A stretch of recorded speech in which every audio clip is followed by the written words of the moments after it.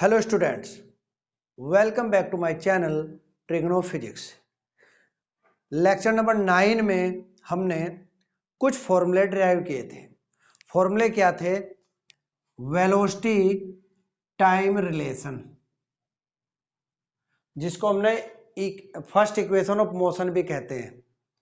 दूसरा हमने किया डिस्प्लेसमेंट टाइम रिलेशन, जिसको सेकेंड इक्वेशन ऑफ मोशन कहा जाता है।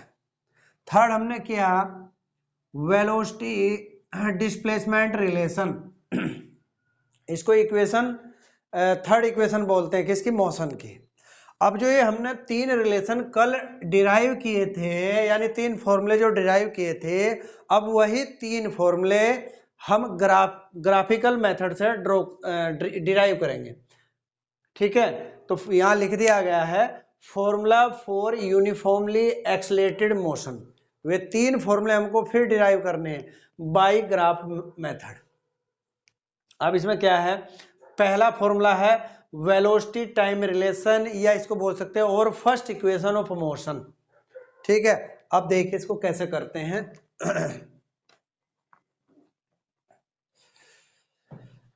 देखिए, let an object is moving along a straight line. Straight line क्या है? AC।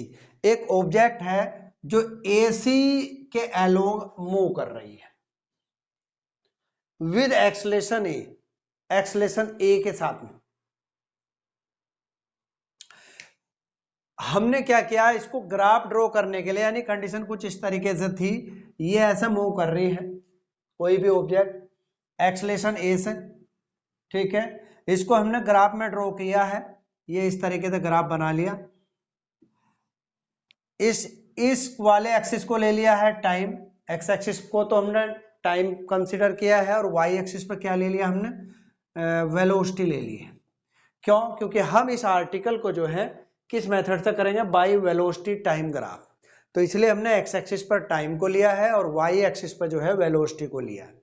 ठीक है, फॉर एग्जाम्पल हमने इसकी जो है दो कंडीशन ले ली है, दो क्या तीन बोल देते हैं। एक तो यहां पर ले ली वेलोसिटी पर, पहली कंडीशन A हुई।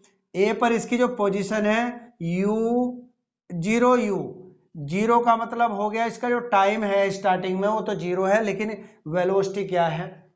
U है। अब वेलोसिटी U क्या है कि ये कहीं से पीछे से चली आ रही है, तो यहां पर हमने एक एज्यूम कर लिए कंडीशन की, हम ये मान रहे कि जो ऑब्जेक्ट है यहीं से स्टार्ट हुई है, यानी इसकी इनिशियल कंडीशन यहीं से स्टार्ट मानते हुए आगे बढ़ रहे हैं। दूसरी पोजीशन हमने यहाँ B ले ली है। B पर हमने मान लिया टाइम तो इसको T1 लग जाता है और वेलोसिटी इसकी V1 हो जाती है। तीसरी कंडीशन हमने C ले ली, टाइम T2 लगता है और वेलोसिटी V2 हो जाती है। तो इसको मैंने ऑलरेडी पहले ही ड्रॉ कर दिया टाइम के लिए, नहीं तो वीडियो बड़ी लेंथी हो जाती है। चलिए, हमने क्या किया फिर, A पर इसकी वेलोसिटी U है, टाइम 0 है। B पर वेलोसिटी V1 है, टाइम T1 है। और C पर क्या है? T2 है और वेलोसिटी V2 है। इसको फिर हमने जो है एक्स एक्सिस पर मिला दिया, या यूं कह सकते हैं टाइम पर इसको जो है परपेंडिकुलर ड्रॉ किया, तो ये पॉइंट बन गया T1 0। ऐसे ही ये T2 0 हो गया। वेलोसिटी क्या बन जाएगी यहाँ पर? आपकी बनेगी 0 V1।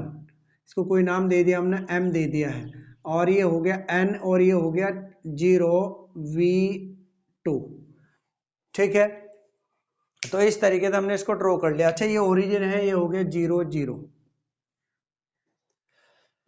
तो let an object is moving along a straight line AC with acceleration A। तो हम वेलोसिटी टाइम ग्राफ का यूज करते हुए इसको आगे बढ़ाते हैं। अब वेलोसिटी टाइम ग्राफ में क्या पढ़ा था हमने कि जो एक्सलेशन होता है वो वेलोसिटी टाइम ग्राफ में बनने वाला जो स्लोप होता है उसके इक्वल होता है। तो इस वाले स्टेप्स हम यूज करेंगे। अब यहां पर लिख देते हैं पहले, here the velocities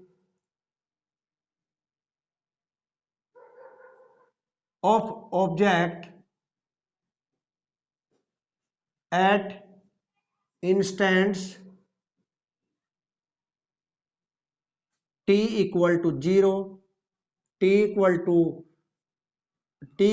0, t1, t2 B क्या है, जीरो पर क्या वेलोसिटी है, u, v1 and v2 respectively.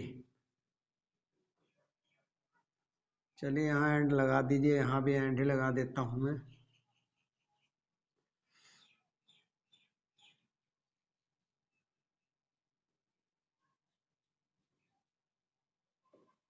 ठीक है, अब जो मैंने बताया कि एक्सलेशन जो होता है, एक्सलरेशन जो होता है वो क्या होता है, वेलोसिटी टाइम ग्राफ में लाइन के स्लोप के इक्वल होता है।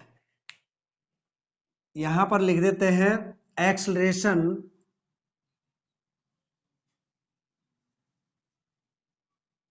Is equal to slope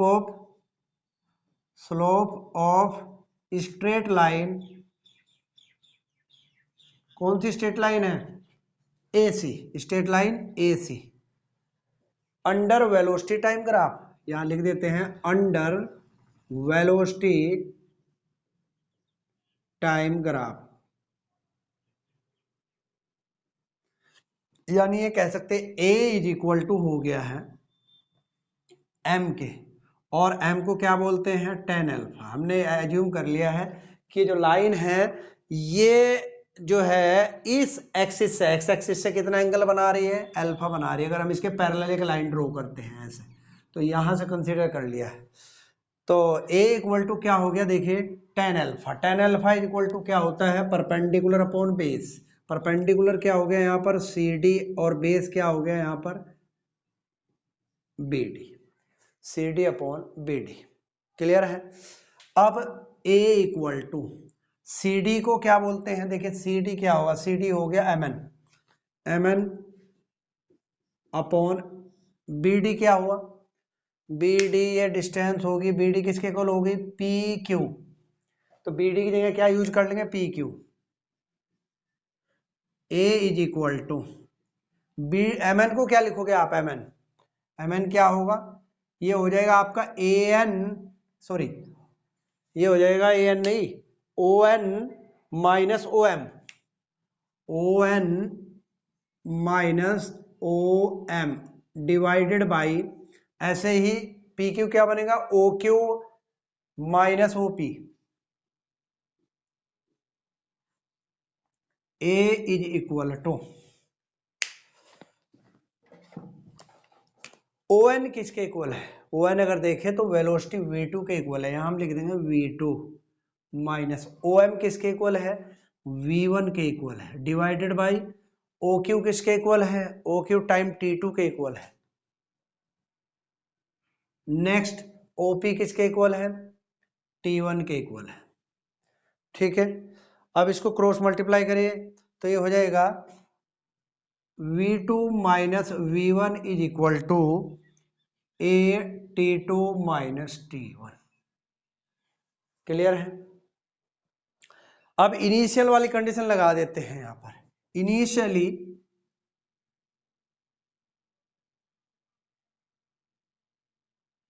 T1 is equal to क्या होगा, टाइम T1 जीरो होगा, तो वेलोसिटी जो V1 होगी आपकी क्या होगी, U होगी। आफ्टर टाइम T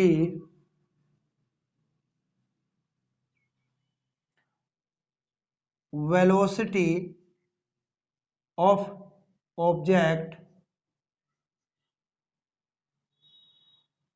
BV, मतलब जब टाइम T2 है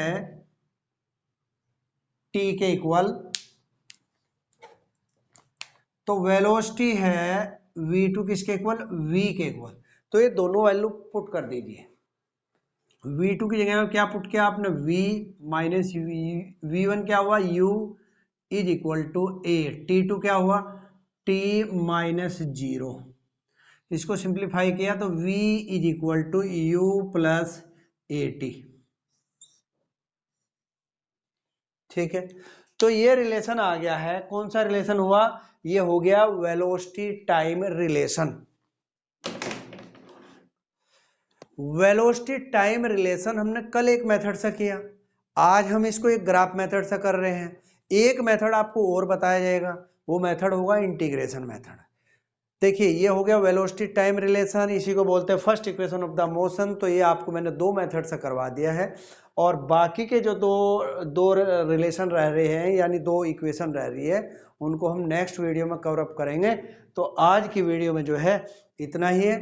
प्लीज़ मेरे इस चैनल को लाइक करिए, सब्सक्राइब करिए और सपोर्ट करिए। Thank you.